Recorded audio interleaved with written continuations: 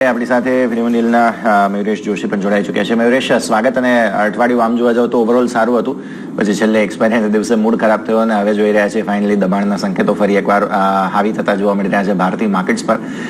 એવા કોઈ ખાસ બીજા કોઈ સેન્ટિમેન્ટ નથી, બટ એફઆઈએસનું જે થોડું સેલિંગનું હતું તો એ 3-4 દિવસથી એમાં પણ થોડી ખરીદદારી ફરી એકવાર પાછી ફરી છે. ઓવરઓલ સેન્ટિમેન્ટ કેવી રીતે જુઓ છો મયુરેશ? I think બે ત્રણ પાસાઓ છે. પહેલી વસ્તુ આઈ થિંક જે પરચેસર્સ મેનેજર ઇન્ડેક્સનો આઈ થિંક એક ડેટા આવ્યો કાલે, હાયર દેન એક્સપેક્ટેડ હતો, અને જે પહેલા ઇન્ફ્લેશન આવ્યો યુએસમાં 6.2 ની એક્સપેક્ટેશન થી 6.4 આવી ગયો. તો I think the fear now again has come back કે આઈ થિંક જે રેટ હાઇક્સ ની એક ક્વોન્ટમ છે, whether that gets increased, and obviously I think the kind of profit booking that you've seen આપણા માર્કેટ્સમાં પણ આઈ થિંક જે over ઇન્ફ્લેશનરી data છે, I think it still remains very, very sticky, specifically cereal inflation ને લઈને. પણ ક્યાં ના ક્યાં I think with expectations of a good rabi output, expectation છે કે food inflation કંટ્રોલમાં રહેશે. તો લુકિંગ ફોરવર્ડ મારા હિસાબે I think જે ફેડને એક સ્ટેટમેન્ટ આપેલી અને જે એક્સપેક્ટેશન પહેલા હતી કે કદાચ 1-2 હાઇક પછી ફેડનું ટર્મિનલ રેટ આવી શકશે, મારા હિસાબે I think જે 25 બિપ્સના હાઇક આવશે ફેડમાં, I think that can get elongated. અને એના કારણે I think as inflation data starts cooling off because of increase rate hikes, એક જે ફોર્સ્ડ રિસેશન થશે યુએસમાં, એના કારણે I think you are probably going to see volatility persist equity markets માટે. I mean on a perspective in terms of European rates as well, expectation છે કે 50 pips એક ઇન્ક્રીઝ આવશે યુરોપિયન માર્કેટમાં. પણ તમે ઇન્ડિયાની પ્લેસમેન્ટ જોશો યાર, compare to the rest of the world at this point of time, inflation હોય, ફિસ્કલ ડેફિસિટ નંબર્સ હોય, trade deficit numbers હોય, how corporate earnings are playing out, what is the corporate leverage in terms of debt to equity or debt EBITDA as well, generally across the universe. આપણી banking system જે robust છે at this point of time, અને જે sound government and regulatory policies છે, I think we are surrounded by nations who are in a debt crisis at this point of time. China is coming out in terms of the unlocked trade. Southeast Asian economies માં થોડો સુધાર જોવા મળ્યું છે. તો મારી હિસાબે I think as rates might go up further, જે ડોલર ઇન્ડેક્સમાં એક પ્રભાવ જોવા મળ્યું છે, ઇમર્જિંગ ફેક્ટ પાસે પાછું આઈ થિંક એફઆઈએસ ડેફિનેટલી જોશે. And at this stage and at this juncture Latin American ઇકોનોમીઝમાં આપણે બ્રાઝિલ જોશો, અર્જેન્ટિના જોશો, political plus regulatory plus economic ડિસ્ટ્રેસમાં ઘણી બધી ઇકોનોમીઝ છે. તો I think not much to look forward in this volatile year for FIIs as well.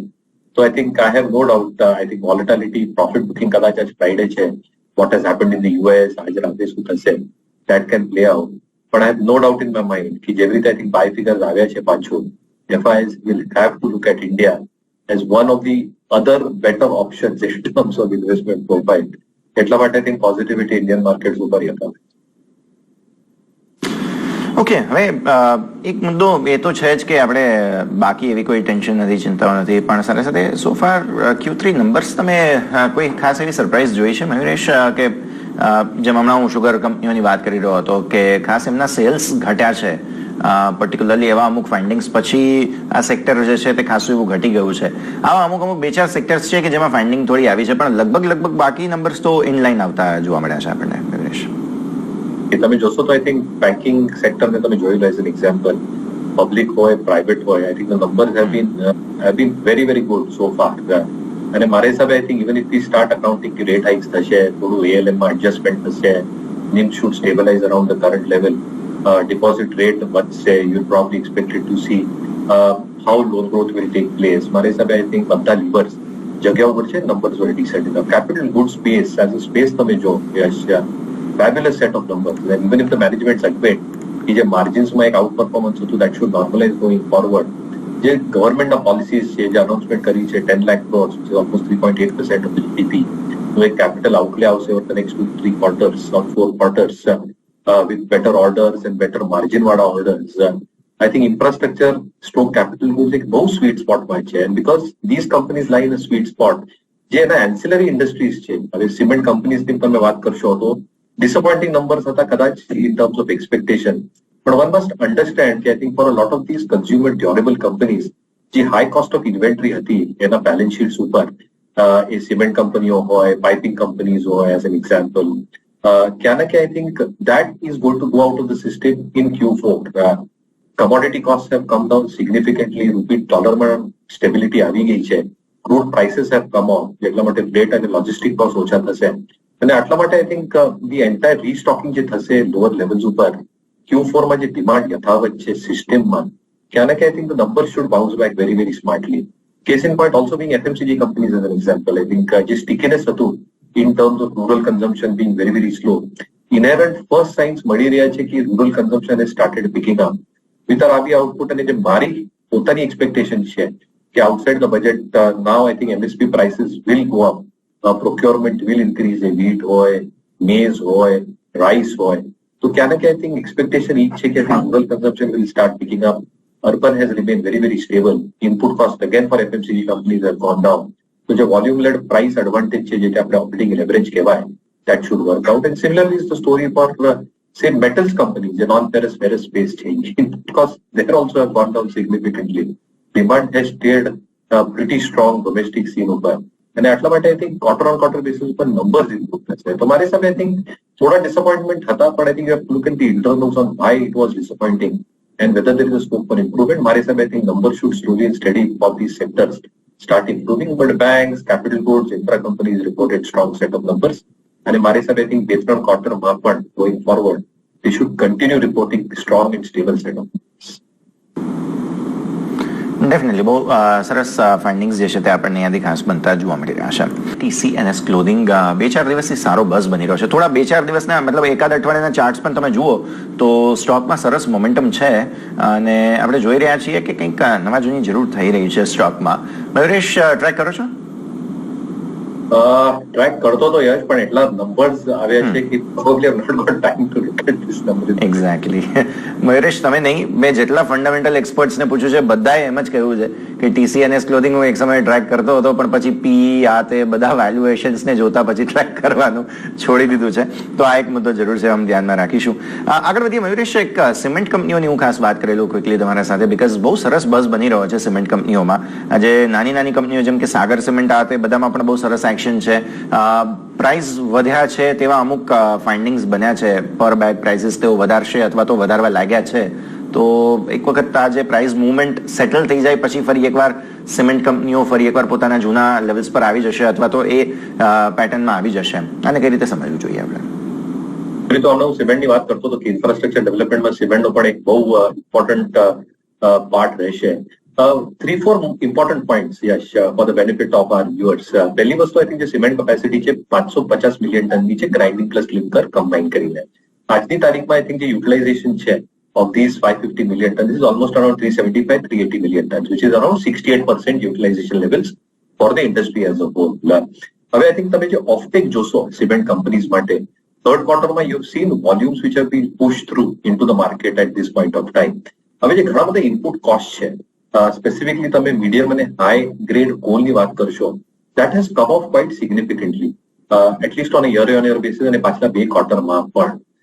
Now the significant impact is कि quarter 3 થી quarter 4 માં જે transition આપણે જોશો, I'll give you an example. I think જે Ultratech cement નું 900 રૂપિયાની EBITDA per ton છે, I think there can be a huge saving in terms of 300-400 rupees at least in terms of a reported EBITDA per ton increase for 2 reasons. પહેલી વસ્તુ I think the input cost ઓછા થયા છે.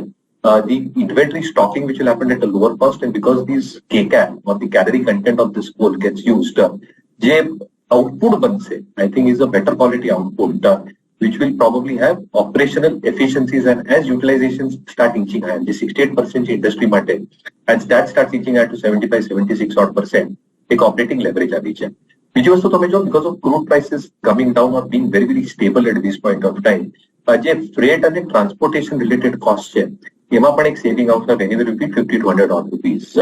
Third, જે internal power consumption કરી રહી છે ઘણી બધી companies, captive power and waste heat recovery plants, એમાં આઈ થિંક એક 50-75 રૂપીસ સેવિંગ આવી જશે, કારણ કે લોટ of plants have become operational over the last 2 to 3 quarters અને એની એફિશિયન્સી રિફ્લેક્ટ થઈ જશે નંબર્સમાં. તો આઈ થિંક એક ક્લિયર 500-500 રૂપીસ 400-500 રૂપીસનો એક્સપેન્શન જોવા મળશે અને રિપોર્ટેડ એબિટા પડતા. હવે આઈ થિંક જે અડાની ગ્રુપને લઈને આઈ થિંક ઇશ્યુઝ અને કન્સર્ન્સ હતા, અંબુજા અને એસીસી નું ઇન્ડસ્ટ્રી માટે એક કન્સર્ન એવી રીતે હતું કે જેવી રીતે અલ્ટ્રાટેક કેપેસિટીઝ વધારી રહી છે at around 121 billion tons going to almost higher capacities, Ultratech, Ambuja were expected to add 40-50 million tons over the next few years. Capex plans થોડા સાઇડવેઝ થઈ ગયા છે અને આટલા માટે I think overall utilization level વધારી શકે અને આટલા માટે આઈ થિંક જે પ્રાઇસિંગ કમ્પોનન્ટ છે સિમેન્ટ કંપનીઝ માટે એ યથાવત રહેવાની અપેક્ષા છે. તો ક્યાં ને ક્યાં આઈ થિંક જે સરકારનું આઈ થિંક એક સ્પેન્ડિંગ કેપેસિટી છે કેપિટલ અકાઉન્ટ ઉપર, જે ઇન્ફ્રાસ્ટ્રક્ચર સ્પેન્ડિંગ ઉપર એક ફોકસ રાખ્યું છે. Volume growth normally grows at 1.5 times of the country's GDP. આપણે બાંધી નહીં શકાય કે ગ્રોઝ એટ 7%. ક્યાં ને ક્યાં I think double digit cement volume growth is expected in this financial year, specifically જે જનરલ ઇલેક્શન છે in the next financial year around the same time. તો ક્યાં ને ક્યાં આઈ થિંક Q4 પછી I am expecting significant improvement coming through for cement companies. And મારા હિસાબે I think Q4, Q1 will be the best for cement companies in the possible last 1 to 2 years that we have. Okay, definitely. તો આવ્યું આપણને એની ખાસ બનતો જોવા મળી રહ્યો છે, ધ્યાન રાખીશું. મયુરેશ, તમે અદાની ગ્રુપને ઓવરઓલ કઈ રીતે જોઈ રહ્યા છો? કારણ કે આપણે જે રીતે ન્યૂઝ બનતા જોયા છે, ઘણો વોલેટાઇલ કારોબાર આ સ્ટોક્સમાં જે કંપનીઓનો સ્ટોક છે તેમાં આપણને જોવા મળ્યો છે. ઓવરઓલ ગ્રુપને તમે કઈ રીતે જોઈ રહ્યા છો અને ફંડામેન્ટલી કઈ કંપની સારી લાગી રહી છે? ઓવરઓલ ગ્રુપ માટે હજી પણ અમારી એક વેટ એન્ડ વોચની જ એક ધોરણ છે. Obviously I think within the group તમે જોશો કે આઈ થિંક જે સિમેન્ટ કંપનીઝ છે, જેવી રીતે હમણાં હું યશ સાથે વાત કરતો હતો, Ambuja, ACC, in the larger landscape અને મેક્રો ડાયનેમિક્સ અને માઇક્રો ડાયનેમિક્સ પર પણ આઈ થિંક સરસ પ્લેસ છે. Valuation wise also I think ACC is very strongly place compare to the entire cement bank. પણ આઈ થિંક ઓવરઓલ ગ્રુપ ઉપર wet and watch છે, કારણ કે ન્યૂઝ ફ્લો એટલું છે I think you never know what will come out at what point of time. Regulators are involved at this point of time. You've probably got their own audits they're doing on their own, credit agencies that are probably involved. So મારા હિસાબે I think થોડું wait and watch કરો, but definitely I think within the group itself, જેવી રીતે તું કહેતો હતો, I think cement companies, ACC, Ambuja, એને ઉપર I think એક ફોકસ રાખ, because I think they are better placed within the entire group. Okay, તો અદાની ગ્રુપ પર હજી પણ વેટ એન્ડ વોચ કરવાની સલાહ જે છે તે બનતી દેખાઈ રહી છે. સાથે જ આપણે મયુરેશ, તમારી પાસે જે ફાર્મા એઝ અ સેક્ટરની આપણે વાત કરી લઈએ તો આપણે દબાણ જે છે તે આજના દિવસે આખા સેક્ટરમાં જોયું છે અને ખાસ કરીને જે શિલ્પા મેડિકેરની વાત કરીએ સ્ટોક માટે, તો યુએના હેલ્થ ડિપાર્ટમેન્ટ પાસે રજીસ્ટર થયો કંપનીનો પ્લાન્ટ જે છે તે રજીસ્ટર થતો દેખાડ્યો છે અને એક્સપોર્ટ હવે કંપની જે છે તે યુએઈમાં કરતી જોવા મળી શકે છે. તો overall pharma as a sector તમને કેવું લાગી રહ્યું છે અને શિલ્પા મેડિકેર પર તમે કોઈ વ્યૂ આપી શકો તો? શિલ્પા માટે નંબર્સ ઓબ્વિયસલી થોડા સાઇડવેઝ જ હતા, but with the development of the happened I think એક રિએક્શન જોવા મળ્યું છે. But for the sector as a whole ક્યાં ને ક્યાં આઈ થિંક બે ત્રણ વસ્તુ હજી પણ આઈ થિંક જે પ્રાઇસિંગ પ્રેશર્સ છે યુએસ ફોર્મ્યુલેશન માર્કેટ્સને લઈને આઈ થિંક એ યથાવત છે. તો ક્યાં ને ક્યાં આઈ થિંક જેટલા પણ જેનેરિક ફોર્મ્યુલેશન ડ્રગ મેન્યુફેક્ચરર્સ છે they're obviously feeling the heat, કારણ કે જે પ્રાઇસિંગ પ્રેશર છે નંબર્સ ઉપર પ્લે આઉટ થઈ રહ્યું છે.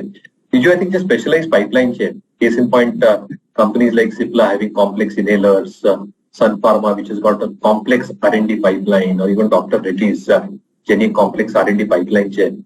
જે એક્સપેન્સીસ છે R&D એક્સપેન્સીસ ઉપર for creating these special abbreviated drugs, જેની માર્જિન્સ સરસ હોય, but they have to go through the clinical phases as well. ક્યાં ને ક્યાં I think is going to take time, અને ક્યાં ને ક્યાં with that accelerated R&D is going to take a toll in terms of EBITDA margins.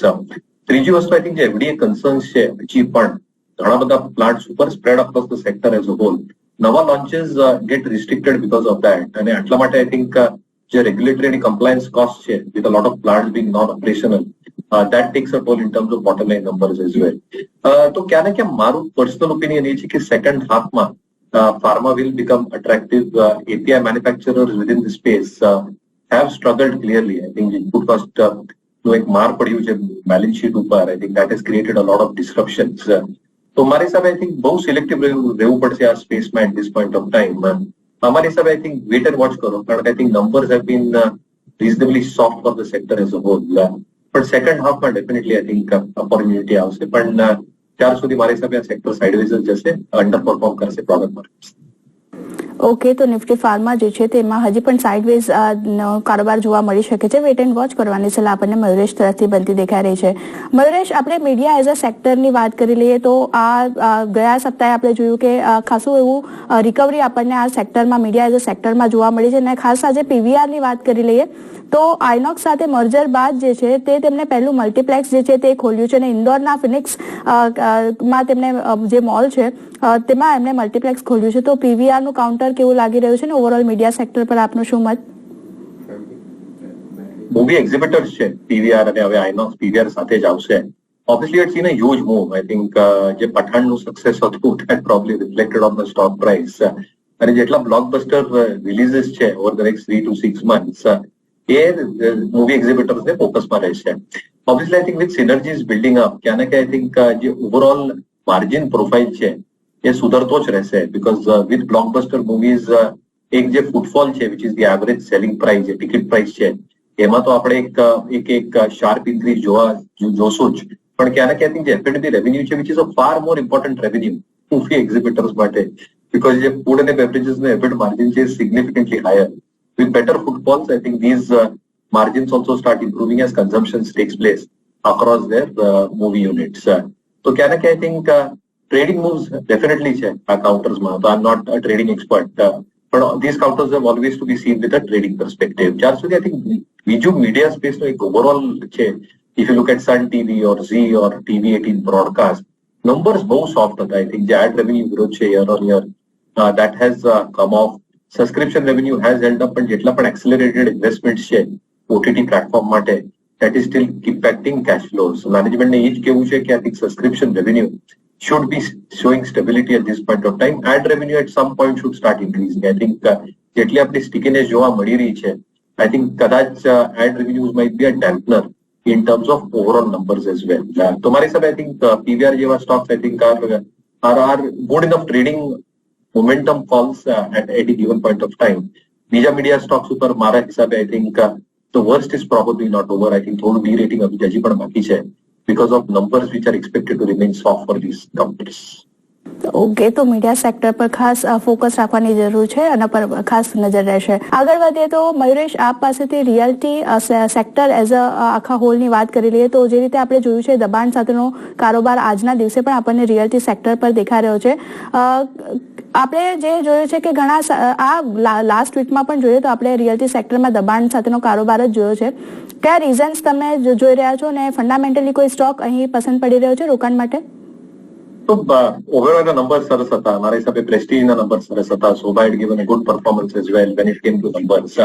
I think what the street is fearing મારા હિસાબે at this point of time is જેવી રીતે આપણું પણ પોતાનું I think core inflation sticky છે serial inflation માટે that should start abating over the next few months. But at this point of time, મારા હિસાબે I think RBI looking at that અને જેવી રીતે expectation છે કે Fed પણ rates વધાવશે to probably keep parity and the distance between the Fed rate and the Indian 10-year. I think calibrated rate hikes કરશે. Now if calibrated rate hikes keep on happening, જે fence sitters છે real estate ઉપર, I think the cost of owning a house starts becoming very, very expensive. જે EMIs છે that will start going up. Even existing EMIs, existing home loan owners now have gone up significantly in the last 6 months. So I think fence sitters probably go off and then they probably wait for interest rates to probably cool off at some point of time at the latter stage or later part of this financial year or next year. પણ ત્યાર સુધી I think જે નવા લોન્ચેસ આવશે I think જે pre cells velocity જેને આપણે કહેવાય રિયલ એસ્ટેટ ડેવલપર્સ માટે I think those launches will start coming off a tad bit. The existing inventory built up of existing projects, they'll probably have to disburse that off in this challenging environment of a high interest rate scenario. And I think the redevelopment cases, specifically in large metro cities, tier 1 cities as well, unlisted competition I think જબરદસ્ત at this point of time. However, I think જે borrowing cost છે ઘણા બધા leverage players માટે આ સ્પેસમાં એમાં પણ થોડી દિક્કત થઈ શકશે because I think as interest rates go higher, the interest outgo રહેશે balance sheet ઉપર, that becomes significantly higher as well.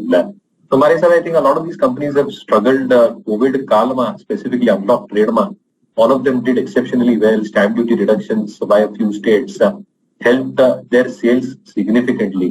And even for the last 3 months, 3 મહિના સુધી, I think numbers have been holding up. But I think the fear is probably these factors that can play out. So મારા હિસાબે I think થોડું sideways રહેશે ઘણા બધા players માટે. But I think players, as I said, players like Oberoi, Prestige, Soba, give very, very good sectors. જેના પાસે આ સ્ટોક હોય, મારા હિસાબે price damage છે ઘણું બધું આ સ્ટોક્સ માટે. But I think recovery આવી શકશે આ બધા સ્ટોક્સમાં over a medium period. Okay, સાથે જ મયુરેશ, આપ તરફથી આઈટી એઝ અ સેક્ટર પર એક વ્યૂ લેવા માંગીશ, કારણ કે જે રીતે આપણે જોયું છે દબાણ આજે પણ આ સેક્ટરમાં જોવા મળ્યું છે અને ડીલર્સ દ્વારા આપણે જોયું કે ઇન્ફોસિસમાં ખાસ કરીને વેચવાલી કરવાની સલાહ બનતી દેખાઈ રહી છે ડીલર્સ તરફથી પણ. તો નિફ્ટી એઝ અ સેક્ટર તમને કેવું લાગી રહ્યું છે? આજના દિવસમાં જોઈએ તો લગભગ 1% વધુનું દબાણ આપણને નિફ્ટી સેક્ટર આઈટી સેક્ટરમાં જોવા મળતું દેખાઈ રહ્યું છે. આઈટી એઝ અ સેક્ટર પર તમારો શું મત છે? ઇન્ફોસિસ ખાસ કરીને કેવો લાગી રહ્યો છે હવે? हमारे सब I think for the sector we are still equal weight क्या ना क्या आई थिंक તમે જોશો કે आई थिंक જે સિલેક્ટિવ કંપનીઝ છે example I think top tier names માં Infosys delivered good set of number guidance પણ બતાવ્યો. I think the street took that very very positively. Mid cap space માં I think companies like Persistent, the KPIT Technologies, Coforge have given very good set of numbers. તો મારી સાથે I think જેટલું એક profound एक doubt है कि whether Indian IT will under perform because NASDAQ might under perform આપણે I think IT companies નું એક સ્ટ્રક્ચર જે છે I think is very very diverse. We are basically process outsourcers while a lot of NASDAQ companies are product store platform companies જેનું actually demand consumption હોય, while our companies basically outsource their service quotient to every sector, BFSI, retail, manufacturing, to improve their processes through automated technology. तो क्या ना क्या I think the fear factor now is with rate hikes एक ઘણા બધા sectors માં એક મંદી આવી જશે તો I think order flows થમી જશે કે તો મારી હિસાબે I think expectation even if rate hikes keep on continuing for a longer period of time than expected જે order cuts થશે I think will not be significant enough. However I think જે numbers છે IT companies માટે I think જે pencil in કરેલા કે significant order flows આવતા રહેશે I think that will get cut down on FY24 basis. क्या ना क्या I think જે higher base છે એના ઉપર year on year comparison ઉપર પણ I think થોડું I think valuations કદાચ મોંઘું લાગશે તો क्या ना क्या I think થોડી de-rating definitely થશે in terms of forward multiples for a lot of IT companies. અને આટલા માટે અમારું એક equal weight નું stance છે. તો क्या ना क्या I think the next quarter is going to be extremely critical in terms of how the US economy probably performs. Whether there is a soft recession ki forced recession માટે ઘણી બધી industries probably go under the hammer અને એટલા માટે order flows ઘણા બધા ઓછા થઈ ગયા છે. If they probably decline significantly ક્યાં ના ક્યાં આઈ થિંક એક ઇમ્પેક્ટ ડેફિનેટલી આવશે FY24 ના નંબર્સ ઉપર which will derate these stocks as I mentioned. એટલા માટે I think leaving aside of few companies મારા હિસાબે જેનો પરફોર્મન્સ સરસ હતું જનરલી સેક્ટર ઉપર એક ઇક્વલ વેટ સ્ટાન્સ. ઓકે, તો આઈટી સેક્ટરમાં જે કંપનીનું પરફોર્મન્સ સારું છે તેના પર ખાસ ધ્યાન રાખવાનું રહેશે. મયુરેશ, તમારી પાસેથી એફએમસીજી એઝ અ સેક્ટર પર એક વ્યૂ લેવા માંગીશ, કારણ કે આપણે જોઈ રહ્યા છે દબાણ અહીં પણ આપણને દેખાઈ રહ્યું છે અને ખાસ કરીને જે રીતે નેસ્લેના પરિણામ આવ્યા છે કંપનીનું કહેવું છે કે કોનકોલ બાદ શેરમાં આપણને દબાણ પણ જોવા મળ્યું છે અને મેનેજમેન્ટનું કહેવું છે કે મેગીના ભાવ વધારાથી ખાસ કરીને વોલ્યુમ અને માર્કેટ શેર પર અસર જોવા મળી છે અને હવે તેઓ 2024 સુધીમાં જે રોયલ્ટી એગ્રીમેન્ટ છે તે પણ રિન્યુ કરવા પર વિચાર કરવાના છે. તો ઓવરઓલ એફએમસીજી સેક્ટર કેવું લાગી રહ્યું છે અને નેસ્લે ઇન્ડિયા ફંડામેન્ટલી કેવો દેખાઈ રહ્યો છે હવે? नहीं, obviously I think inflationary factors play out here. Raw material prices have gone up significantly. The royalty ने issue तो HUL साथ I think that is playing out on Nestle as well. So क्या ना क्या I think EPS impact definitely also because of elevated royalty. If it comes through for Nestle, definitely for HUL by to the extent of 1 to 2% in terms of earnings which will get cut because of higher royalty. હવે I think input costs have started coming off. આટલા માટે I think જેટલા price increases લીધેલા I think ઘણા બધા FMCG companies ને નેસ્લેના કેસમાં જે મેગીની ઉદાહરણ આપ્યો, HUL ની સોપ્સમાં, પર્સનલ કેરમાં, ડાબર માટે, મેરિકો માટે I think થોડું pullback definitely થઈ શકશે પ્રાઇસીસમાં because of the deflationary factors that we've seen. And as price cuts will happen commensurate to the input cost deflation that we are seeing, એ વોલ્યુમ ગ્રોથને definitely એક સારો આપશે. બીજી વસ્તુ આઈ થિંક જેવી રીતે રૂરલ ઇકોનોમીની વાત કરતો હતો, ઇનિશિયલ સાઇન્સ આવ્યા લાગ્યા છે in terms of rural consumption and economy starting to pick up અને ક્યાં ને ક્યાં significant pickup happens from Q4 અને Q1 માં જે એક એવિડન્ટલી જોવા મળશે વિથ ગુડ રાબી આઉટપુટ કમિંગ, ખારીફનું જે હાર્વેસ્ટ થશે, ઇન્ક્રીઝિંગ એનએમએસપી પ્રાઇસીસ આર એન્ટિસિપેટિંગ, ક્યાં ને ક્યાં I think rural consumption should start picking up જે ઓપરેટિંગ લેવરેજ આપશે. તો આઈ થિંક ઘણા બધા ફેક્ટર્સ ચેન્જ થશે હવે એફએમસીજી કંપનીઝ માટે Q4 onwards. So I think large names ने definitely focus રાખો. I think keep names like ITC, Britannia definitely on the watch list. મયુરેશ, સમય થયો છે આપની રજા લેવાનો. આપના તરફથી કોઈ ડિસ્ક્લોઝર? જે પણ સ્ટોક્સની ચર્ચા કરી મારે પોતાની કઈ હોલ્ડિંગ નથી, પણ આ બધા સ્ટોક્સ ક્લાયન્ટ સાથે ડિસ્કસ કર્યા હોય, ક્લાયન્ટ્સની આ સ્ટોક્સમાં હોલ્ડિંગ હોઈ શકે. કિરણ અને મયુરેશ, આભાર આપનો સમય ફાળવી અમારી સાથે સ્ટોક સ્પેસિફિક ચર્ચામાં જોડાયા અને માર્ગદર્શન આપ્યું એની માટે.